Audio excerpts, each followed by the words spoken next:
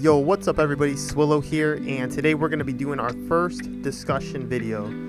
So the first question we got from my boy Serene here, this would be a lengthy one, but as far as discussion content goes, maybe talk about what could be next for Musou games as a whole. So let's go over that. I already have ideas of what I'm going to say here, but I'm going to kind of go over a lot of stuff. So I actually pulled up my Corel Draw here so I can keep track of what I'm talking about. So by the end, we'll have like a little document here where we have everything laid out that could be possible for the future of Musou games.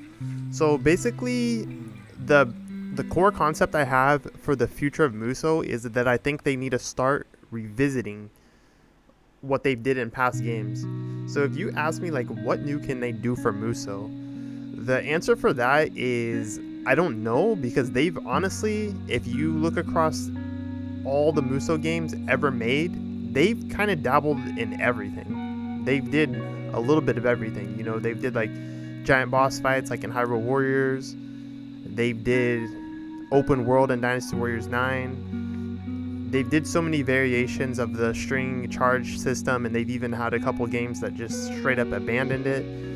They just did so many different things, but I think at this point they should focus on revisiting games and revisiting ideas and kind of fleshing them out and refining them. So that's our core concept, revisiting past ideas.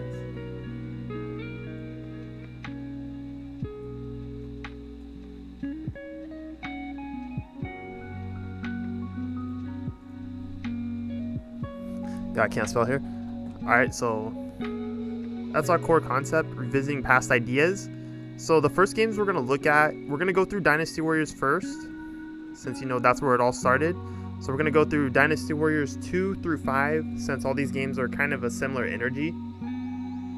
And I think when I think about these games, the things that tend to stand out the most for me is the level design. So the thing I like about some of the older games is before the maps got more open-ended like they are now, the levels were a little more distinct. Like, you know, I remember the spot where you first encounter Lubu, you know, the big Lubu battle. You know, you have those parts in the map where the boulders are all falling on you. It's kind of like a more linear level. They still had some open elements to them, but there was also some linear design in so that you would encounter these specific set pieces in the battle. So I don't know if they necessarily need to go back to that exact format of level design, but the main thing, like the main takeaway from that, is that the levels felt memorable to me, and I don't really feel like a lot of modern Musou level design is very memorable. The maps are just either like really big and crazy, and there's like a lot of dead space that you really have no reason to even visit on a battlefield. I know sometimes they'll take a big map and they'll kind of use certain parts of it for different missions, so I understand how they're kind of getting value out of it that way, but even in that regard, it just feels like the set pieces are not as interesting or distinct anymore. So maybe if they can get some more distinct level design, because that's something that I always remember from the older games, is I felt like the level design was just a little more interesting, a little more distinct. So let's put this.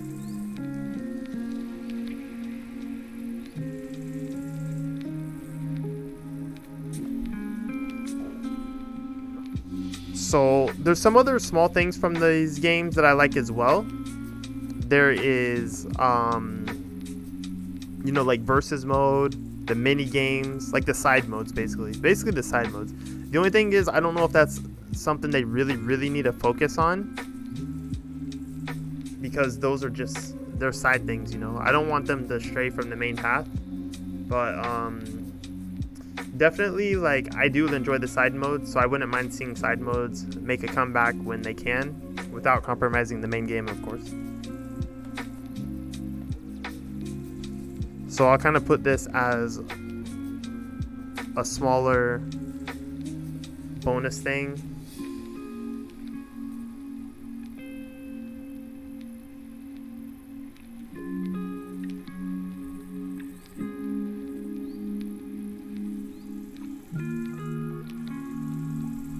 Okay, so that's kind of what I get from Dynasty Warriors 2 through 5. More distinct level design, and side modes. And you know, we got that versus mode in there, boy. We love our versus mode. Next, it's time to talk about Dynasty Warriors 6. So this is going to be the most fun one, in my opinion, because I actually think Dynasty Warriors 6 is a pretty brilliant game. Like, it's brilliant if you look at the potential in it. If you look at it at face value, this is where a lot of the disappointment comes in. However, the potential that Dynasty Warriors 6 had was immense. Probably the most immense of any Musou game ever made, period. There was so much potential in this game. You know, like, I understand a lot of people just didn't like it at face value, and that's fine. Like, it had its problems, but the potential was there. So I want to go over this game like piece by piece. First, the Renbu system. So the Renbu system was really, really smart. The main reason for that is you have to think of the concept of Musou. It's 1 versus 1,000, 1 versus many. And the thing with Musou is they've definitely had some difficulties maintaining that feel in some games, because some games sort of devolve into rushing the officer and you kind of just ignore the peons, right? They've had different elements to kind of alleviate that and get you to fight peons. You know, like you have to capture strongholds where you have to defeat a certain number of peons and stuff like that. So they've definitely been always looking for workarounds to get you to fight. And of course, just straight up having rankings. So, you know, you have to defeat set amount of enemies to get a good rank and stuff like that. But Renbu system was a really, really smart way to encourage you to play the game and interact. And it was more dynamic than just say run to a stronghold, beat 50 peons to capture it kind of thing, right? Because Renbu was actively, it was like an always active constant element, and it's something that mattered no matter where you were, whether you were in a stronghold. You know, it just mattered all the time, because the whole concept of Renbu was, it was like basically momentum. You know, the more you're fighting, the stronger you're gonna be. Now, they could kind of change the way Renbu works. Maybe not have it like lock your moveset away and stuff like that. But the idea of getting stronger and building momentum by fighting more is a really good one. It's something they could bring back, whether it's a small or a big element of the game. It's still like a really smart element that I think they should consider revisiting, because it highly encourages you to engage in what Musou is. It encourages you to fight, and it encourages you to fight anywhere, not just in specific areas. So I think the Renbu system was really smart. Let's put this down.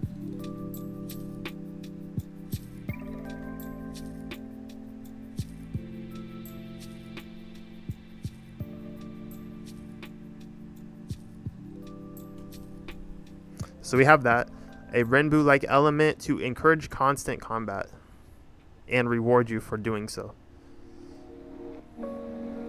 Next up, the level design. This is sort of a build on from Dynasty Warriors 2 to 5. So they had more layers, more verticality and stuff like that in the level design in Dynasty Warriors 6.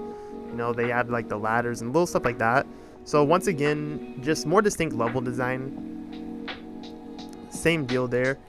Also, this game's combat. So this game was the first game to stray away from the string system, and I think the way they did it was pretty interesting. So they basically just had an endless square string, and they had a couple of charge attacks you could activate. Now the problem with this overall was that it was just lacking. There wasn't enough moves. It just felt like super repetitive. You know, Musou is already considered repetitive to begin with, but this was like super repetitive just because you just had so few options. But this is something that can be expanded. I did like the idea though, and they could consider revisiting that if they wanted to. They just have to definitely flesh it out, give you a lot more options, a lot more charge attacks. So let's put this. This is something that has been sort of a hot topic in some ways as well, is getting away from the charge system. The problem with the charge system is that it's become really ingrained in Musou in a way. It's almost become a part of Musou's identity, the way the charge system works. And I don't think the charge system is terrible, but I think that we've just really seen all we can see of it. And even though it's not terrible, it's kind of just a weird way to gate moves. especially because they don't really have a consistent balance in how the charge system works. You know, like they'll say pressing like square, do a weak attack into a strong attack is going to give you a launcher, right? And then doing it twice is going to give you a stun attack. Doing 3 hits into a charge finisher is going to give you an AoE, stuff like that. But the problem is they've just been getting so creative and elaborate with movesets and mechanics that it doesn't always work out like that. It doesn't always flow as effectively as you think, or it doesn't always have the kind of value that you think it should have. Like, I feel like in most Musou games, the whole launcher has become almost useless. You know, in the older games, the first games, a launcher was kind of valuable because it was one of the only ways to really start a juggle combo. The problem is now there's so many ways to start a combo that the whole concept of having a launcher to put the enemy into the air just doesn't really matter. It's like an outdated, it just doesn't matter anymore because the ways we can start combos and juggle enemies and catch enemies that have been launched are so much higher than the past. So I feel like this whole setup they have going is super dated, and they might just want to move away from it because it doesn't really work. It doesn't really work with how games have evolved so much. So let's put this.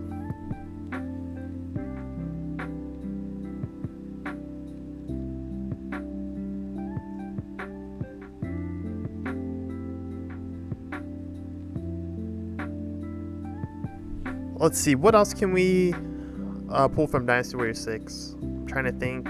You know, they had fun things like the duel system. The duel system was interesting. You know, obviously it was a little sloppy. It was a little janky, but it was actually pretty cool how they actually made like a duel arena in real time on the battlefield. Pretty cool stuff. So we can kind of put this in overall presentation. Because I think Dynasty Warriors 6 just, like, especially for its time, the presentation elements were super strong.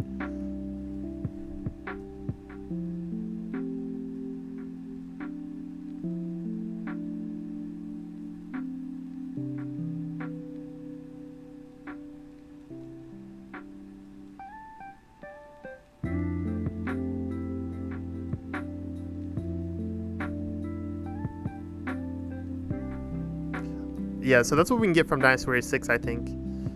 After that, we have Dynasty Warriors 7 and 8. Whoops. Pressing all the wrong stuff right now. So this is going to be an interesting one. At least to me. Mainly because I don't think there's much to talk about with 7 and 8. You know, 7 and 8 are highly regarded games, but they also didn't really do anything. You know, 7 and 8 are sort of infamous for just going back to what the past games did. You know, after the backlash from Dynasty Warriors 6, they were basically like, you know what, let's just pretend like that never happened, and we're just gonna pretend like this is the same thing we were doing for 2 to 5. So the only real difference you get in 7 and 8 is that it's basically just more modernized. You know, it has the benefit of coming later in a more developed game industry, so it has a lot of those advancements and quality of life elements that a newer game has over 2 through 5, but the core design of 7 and 8 is largely similar. Some things I do like in 7 and 8 is if you look at like the weapon switch element, I don't necessarily care so much about the actual act that you can switch your weapon, but it's how the weapon switch works, the mechanics behind it, like how it's kind of like a unique attack to switch to a different weapon and stuff like that. You know, if it was like a menu weapon switch, like let's say in Dynasty Warriors 9, right? You can switch weapons in Dynasty Warriors 9, but you have to go into the menu, you have to pause the game, go into the menu, whatever, right? So for me, that doesn't matter. What I like specifically was the mechanics behind how weapon switch worked in 7 and 8. So this doesn't necessarily mean you have to switch a weapon to do stuff like that, though. It's almost kind of like how R1s work in other Musou games that have been using R1s. So it's kind of in line with that. But I do like having that mechanic. Basically, what we can call this is freeform mechanics. I don't know. That's probably not the best name for it. but this kind of includes the R1 system in general as well. I'm just going to kind of lump this all in. So basically you have these unique options that you can integrate into the string system at any point, at any time, and sort of freeform your gameplay, right? So you can do a unique cancel at this point of the string, that point of the string, whatever. You know, you have no real restrictions to it because it's not tied to the charge string system. So having freeform combat options,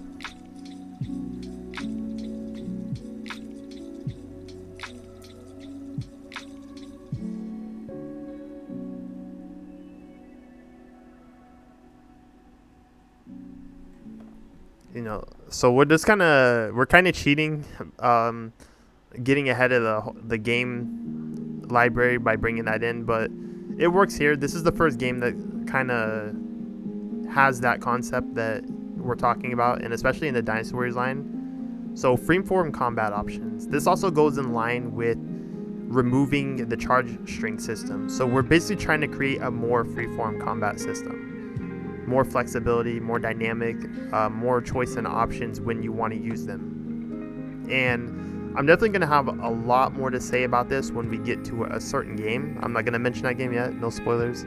Some of you might already know what game I'm talking about, but there's definitely a game later on that we're going to talk about that is going to be really, really heavy in freeform potential. But as far as that, you know, what else can we talk about? We can talk about, like, the story mode in Dynasty Warriors 7 is highly regarded as a story mode, as a good story mode. I don't really know if that's because it did something specific or the storytelling was just actually good. But I guess we can just kind of put as a side note here, good story mode. Have a good story mode.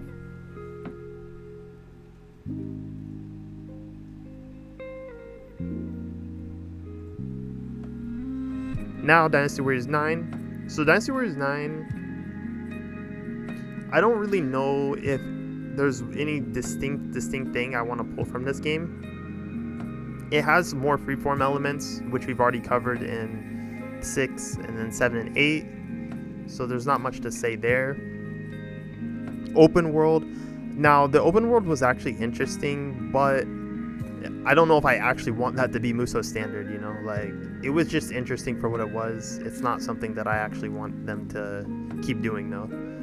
I'm trying to think of an element in Dynasty Warriors 9 that I actually want to keep seeing more of in future games, and to be honest, I don't think there is any. And that's not that I didn't enjoy the game for what it was, but I think all of the things they did there was just sort of like, they were already ideas that we had seen in past games, or they were definitely like super experimental ideas. You know, we can definitely emphasize freeform combat. There's a lot of freeform potential in Dynasty Warriors 9 in terms of cancels and stuff. The only thing is that I wasn't like a huge fan of like the state attack system or all the automated stuff, like how your character will run in and chase the enemy quickly so that it just, you don't really have much control, or they do like all the control for you so that it's really easy to do combos and attack enemies and stuff. But we'll just highlight freeform potential.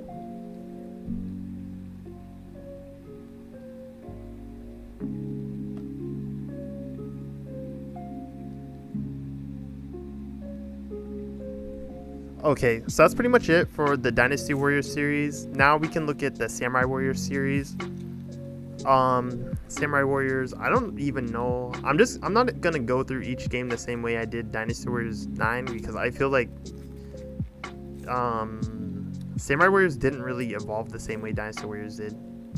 So we're just gonna do Samurai Warriors series in general.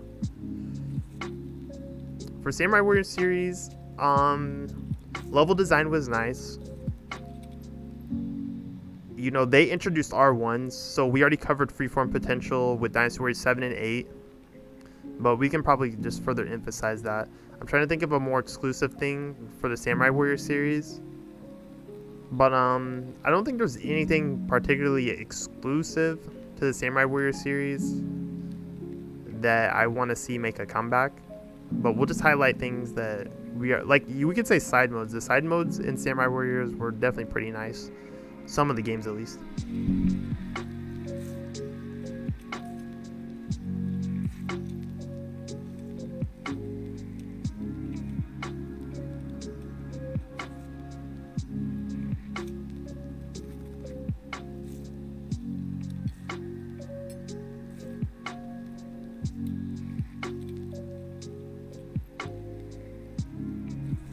Yeah, that's about it. So next, let's go into Warriors Orochi. Warriors Orochi, I think I'm just going to kind of lump this whole series together as well. I don't know if I feel like there's like enough distinct changes across each game. You know, Warriors Orochi has stayed pretty consistent to its roots for the most part.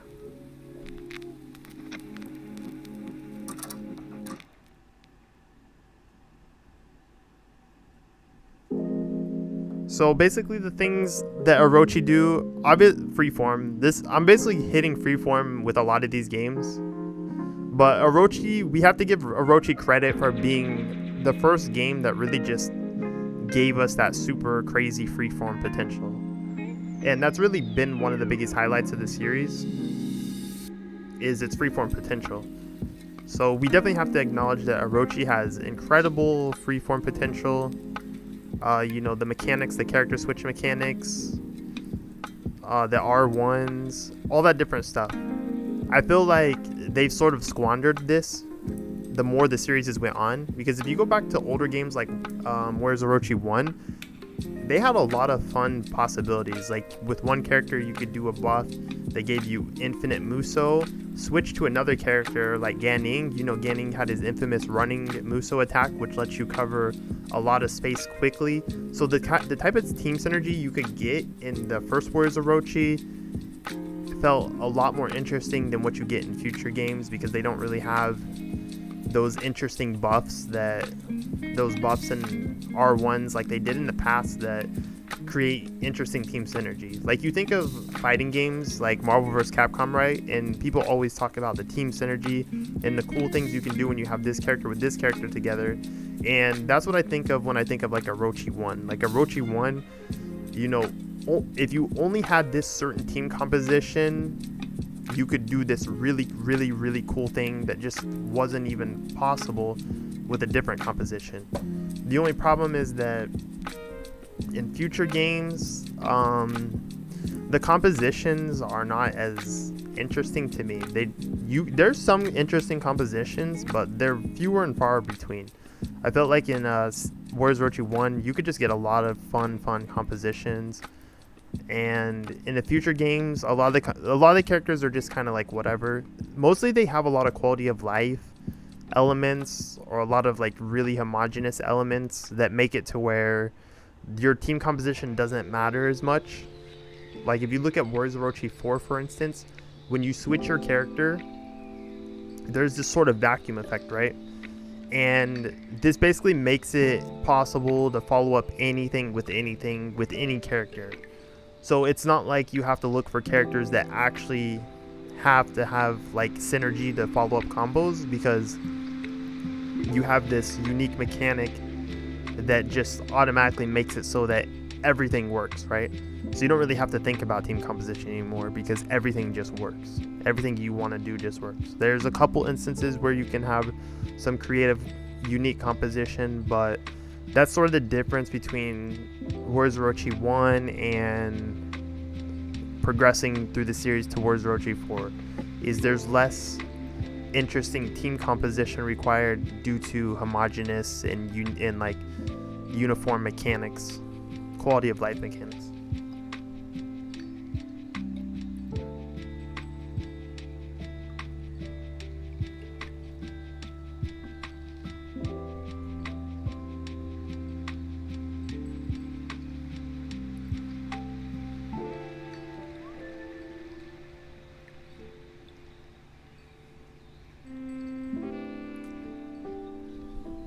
Okay, so what's next? Let's go into our IP games.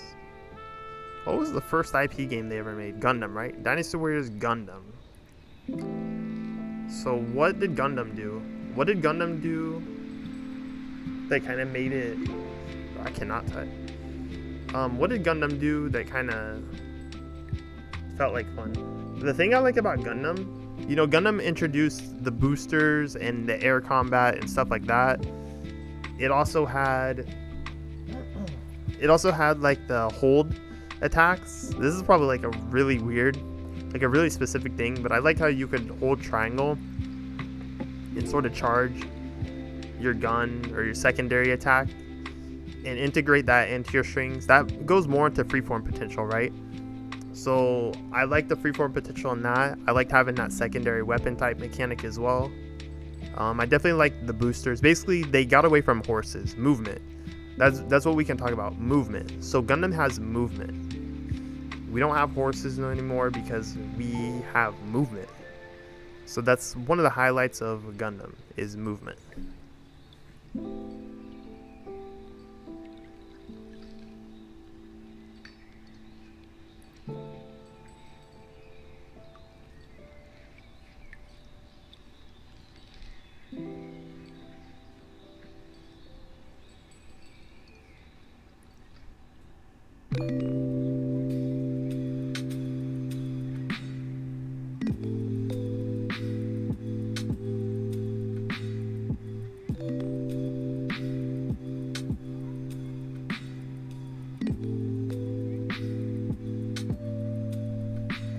Sorry guys, I'm trying to make this thing look slightly neat and tidy here. That's what we have so far though. Movement and secondary attack, weapon mechanics, unique weapon mechanics. I would say that's about all I can really pull from Gundam exclusively. Gundam as a whole, I actually liked it. I kind of hope they make a new one. But these are the things that really stand out to me that I want them to focus on more in a future Musou game. So next, let's go into Pirate Warriors.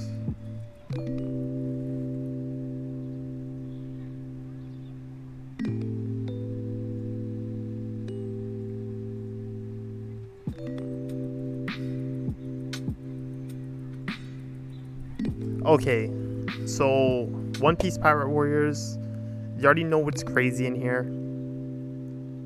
So One Piece Pirate Warriors kind of perfected the traditional Musou format, blah blah blah. I don't know what I'm trying to say, but it took the basic Musou formula and it just pushed it. It pushed it to the absolute limits. So what do I mean by that? We have like pretty basic level design, pretty basic objectives. You know, the objectives, the level design is pretty standard, like ordinary.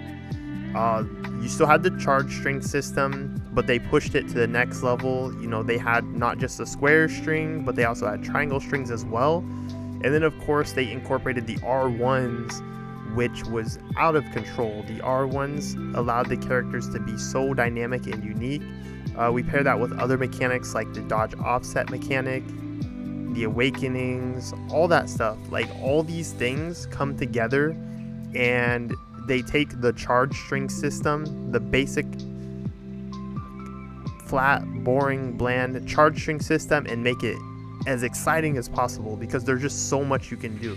You have so much ways you can manipulate it, and this is fun. Like if you want to keep the charge string system in Musou, this is the only way you can do it from now, is you have to have so many different ways to manipulate it and freeform it, because that's the standard. That's the gold standard of the charge attack system is Pirate Warriors. They had the standard string system, but the mechanics built around it and the ways you can manipulate it are just insane. On top of that, you know, movement was here as well. We talked about that in Gundam. One Piece didn't have like boosters and stuff like that, but the movement was still very clean. The dash mechanics, just the general movement speed, the attacks, all that stuff. You know, One Piece had really good pacing. The gameplay pacing is high. It's execution based as well. You know, the game can look really slow if you're not good at it. The game can look really fast if you're good at it. So I think this is one thing we can talk about, execution, right? This is an interesting one. So making sure the game has layers of execution. This is also another reason why Pirate Warriors 3 is such a highly regarded game within, you know, for me at least, and maybe within some of the people within my community, is the execution. Pirate Warriors has a high level of execution. You know, it's not Devil May Cry, of course. It could be, to be honest, but it has a sort of execution due to the way the dodge offset mechanics work, the end of frame cancels and all that stuff, and the R1s. basically like the execution in Pirate Warriors is endless. You know, the ceiling is endless for it. I've actually seen, I don't know, I remember like years ago I saw this one guy just doing some insanely high execution stuff that even I didn't even know how to do. But like the execution ceiling in this game is really, really high. It's, you know, as good, however good of a gamer you are, like you can push the execution in this game. So having that element in a Musou game is really interesting and important. I think that's what's going to keep the game like really, really trending and popular and talked about for a long time, because you can keep revisiting it, replaying it, and you're always going to see new things, experience new things. You can always keep getting better at the game. You know, the thing with Musou is they keep making so many new Musous, and there's already so many Musous. And Musou in general has like a basic format, but the thing is you can still have that layer of depth that give people a reason to keep revisiting and enjoying the game for a long period of time. So that's what we're going to put for One Piece, right? We're going to put execution. I also want to put movesets. I don't know if this really makes any, I mean, I don't really know if that makes sense, but because movesets are what they are, you know. Make a good moveset. I don't think that's something we should have to tell them, or we should have to point out to begin with. But you know, Pirate Warriors once again just has like really fun movesets. So let me highlight some of this stuff here.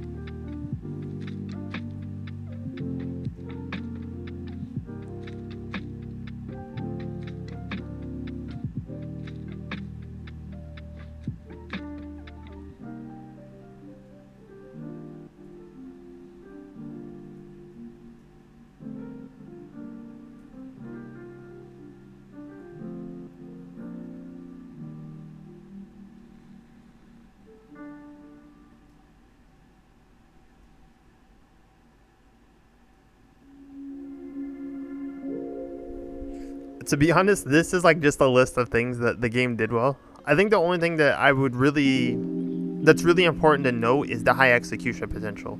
So that's what I feel like it should be a philosophy for future Musou games, is making sure there's like a high execution potential. Even if the core game is basic, still have higher execution potential. All the other stuff I mentioned there is just kind of like, it's not really like, it doesn't make any sense in terms of asking what the future of Musou should be like. But I guess I'm just highlighting things just so we can kind of have some kind of sheet of some kind of spectrum of reference of what this Musou franchise has done. Next up, what do we got? What do we got after One Piece? We got Hyrule Warriors, right? I feel like there's something else I'm missing, but let's go to Hyrule Warriors right now.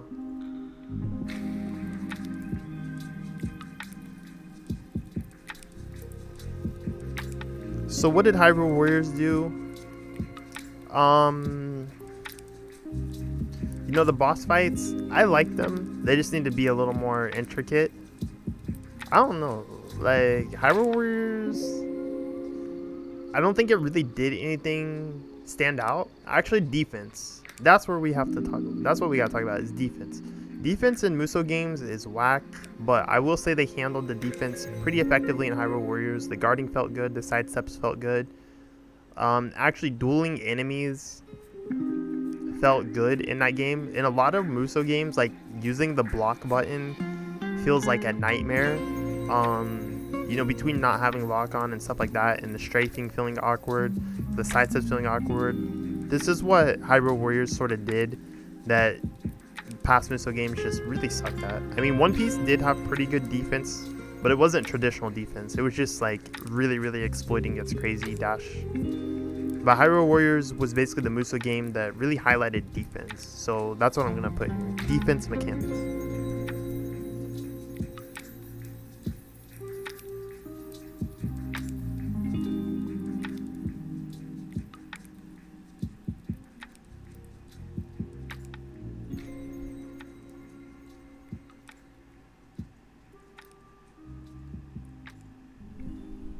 Alright, so what's next? We have Fire Emblem Warriors. That's not really next in games that came, but we're already in the Nintendo Musou, so let's finish it up.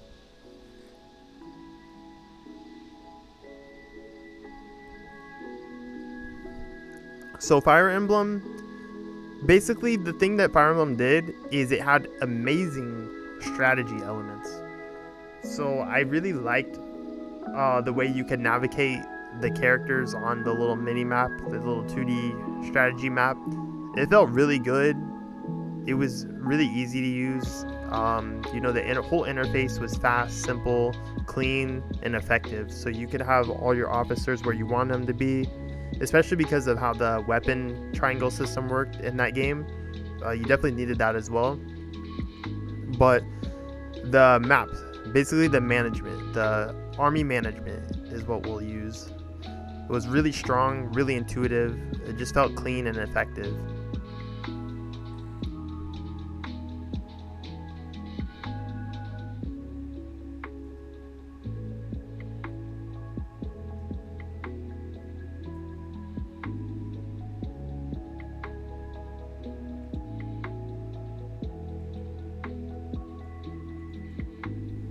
Okay, so next up we'll go to Arslan Musou. So with Arslan Musou, I don't know if Arslan Musou kind of already revisited a lot of ideas in a way. You know, it had a weapon switch mechanic, stuff like that. I think if there's one thing I can really pull from Arslan that I did enjoy, it was the boss fights. I definitely liked the boss fights a lot. The way they had the armor mechanic, and they kept track of the armor, so you could see when you broke the armor, and then you staggered the enemy, and then you defeated them, such and such. So I kind of like how they handled boss fights there. It's one of my favorite games, boss fight wise. They can still refine that system a bit more, but I would say that if there's any Musou game that had boss fights that I really liked, it was Arslan.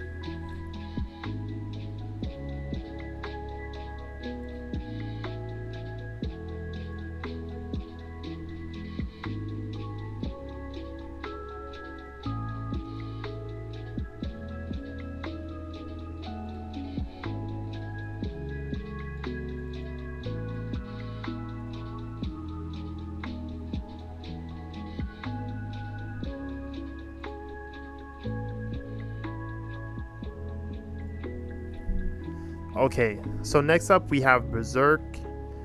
Now Berserk,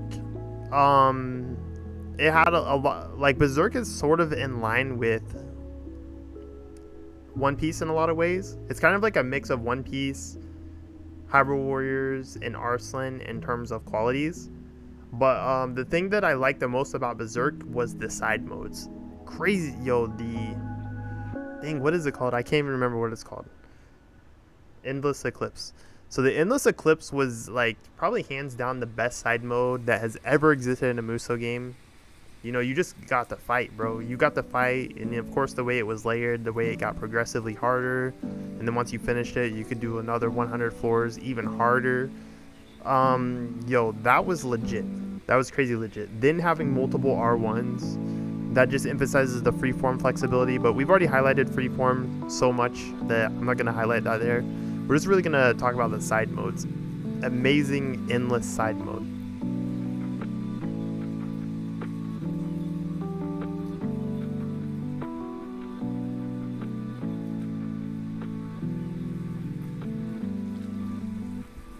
Okay, what other games are there?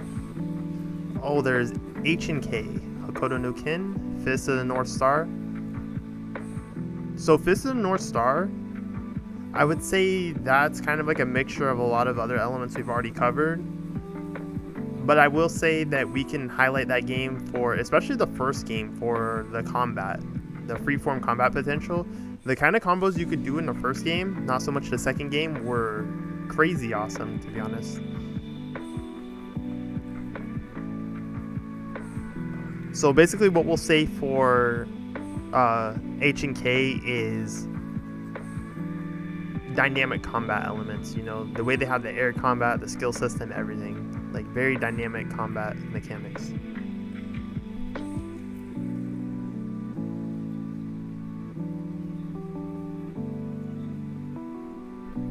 Yeah, I'm like running out of space here. I don't know how I want to structure this. This is getting messy.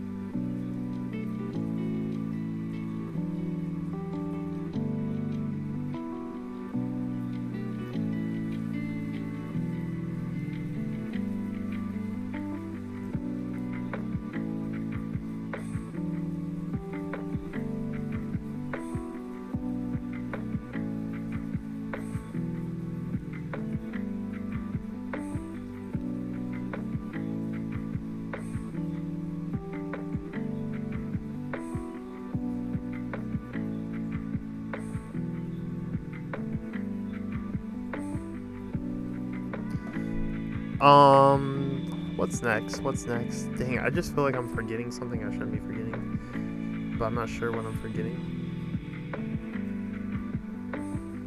Let's see, what's come out? We could talk about non-Musou, but I don't really want to talk about, or non-KT Musou, but I kind of don't want to talk about non-KT Musou. It's not because I don't like them, but mostly because I really don't expect any other company to take Musou to the next level besides KT, you know, because other companies are just sort of doing whatever KT does and then just putting their own little flavor on it, but they're not really progressing Musou in any form.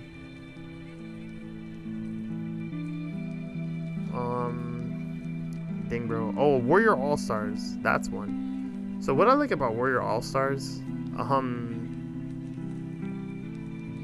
I did like its mode, like the way this sort of goes into endless side mode similar to Berserk. Like the way the map was set up, you had pretty endless replayability with that game. Of course, the problem there was like the game had a lot of problems itself, so you didn't necessarily want to replay it as much as you wanted to replay some other games. So that was kind of like a problem in itself, but it worked. I don't know if there's any particular mechanic from Warriors All Stars that I can say that I really, really want them to use moving forward. I don't think it had a mechanic that distinctly interesting. However, I would like to see another Warrior All Stars because I think if they made a second game, it would be like legit awesome. Mostly just because the characters. Like I think it's mostly the characters that just make the game really cool. I think what I can put for Warrior All Stars is assist mechanics. So being able to have like assist mechanics, team mechanics is fun.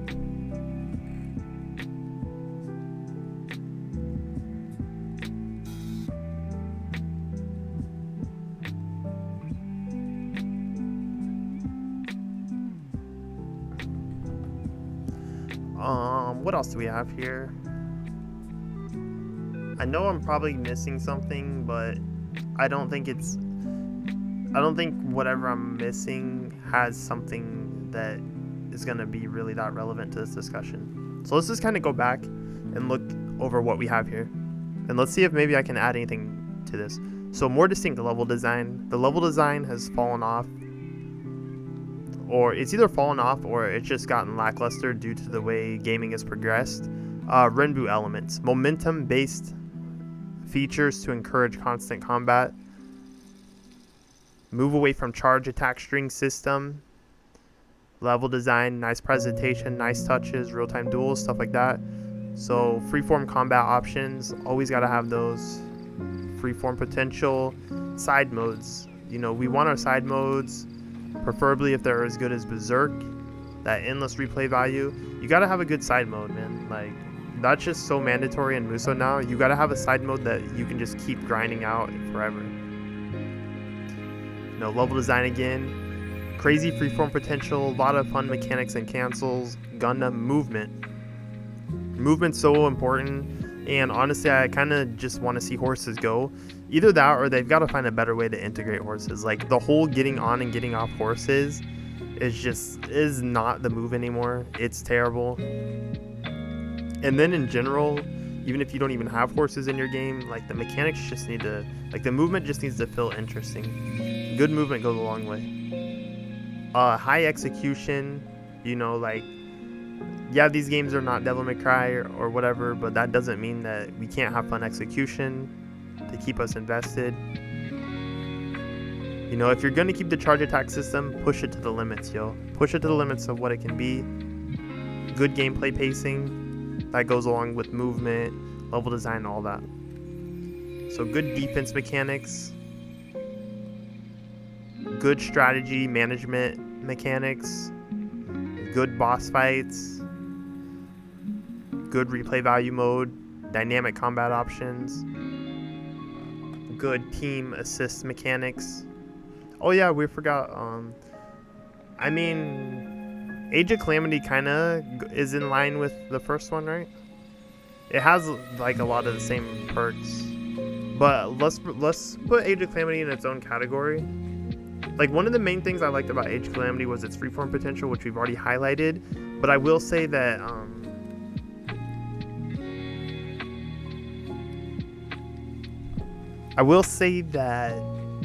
I did like sort of I don't know how to describe it. You could say almost RPG mechanics or the grind loop. I kind of like the grind loop in the game. It was a bit harsh in some ways, but the grind loop was fun. The map presentation, the character progression, like learning new moves, getting new hearts, more health, stuff like that. So good character progression. That's what I'm going to use from Age of Calamity. Is I like the character development progression in terms of gameplay wise.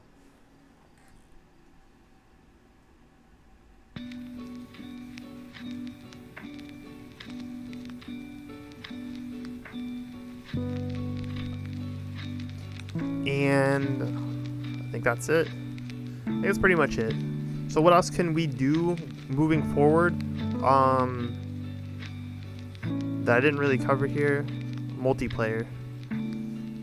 So multiplayer just needs to be a thing. Pirate Warriors 4, actually, I could have highlighted that from Pirate Warriors 4, but good multiplayer.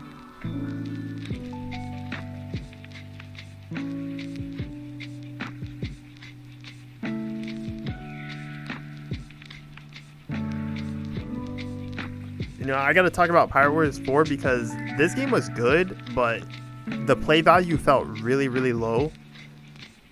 However, the multiplayer actually saved it. You know, for the people who actually invested in the multiplayer, like for me, I would not have played Pirate Warriors 4 as long as I did if it wasn't for the multiplayer.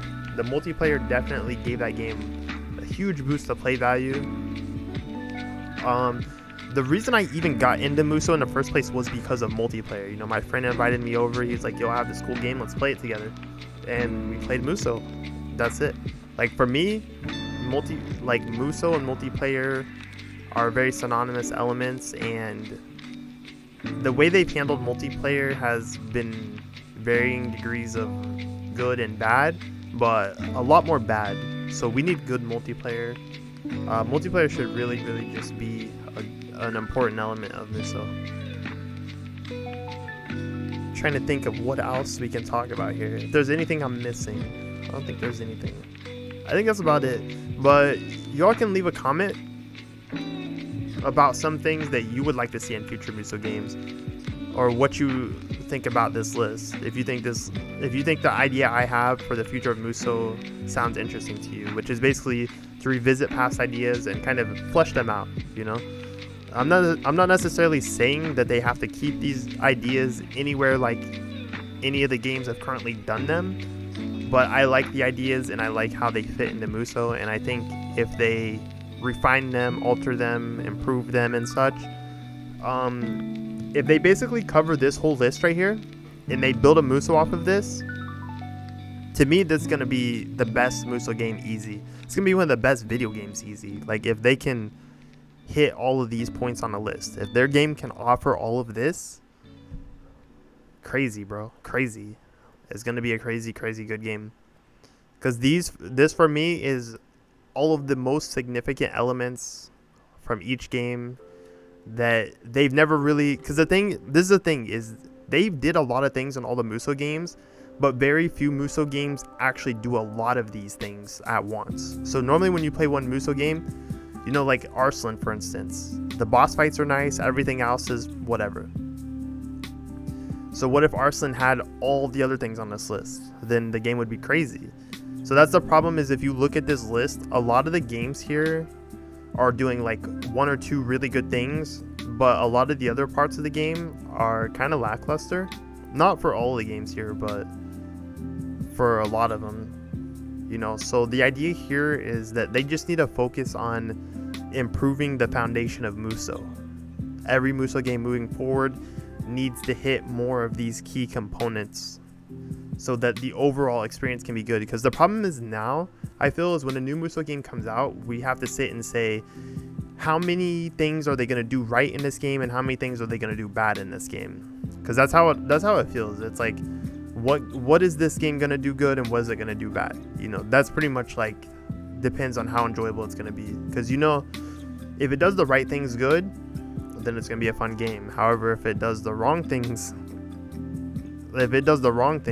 good, I mean, there's no such thing as doing a wrong thing good, but certain things are just more important to the overall experience. And the problem is some games don't really do the most important things good. But here we have a list of things that if they do all of these things good in every game, they're winning. Anyways, leave a comment, let me know what you think, give me your own ideas, and if you want to give another discussion idea, I'm taking requests. This channel, I'm gonna be doing whatever. You know, this video was very rambly, very casual, very chill, so I hope you were able to actually make it to the end and it wasn't like too hard to sit through, because I wasn't like really I'm just kind of like going off my head, just whatever, just going at my own pace. But let me know what you think. Leave other video ideas in the comment. Let me know if you enjoyed this. Let me hear what you think. Peace.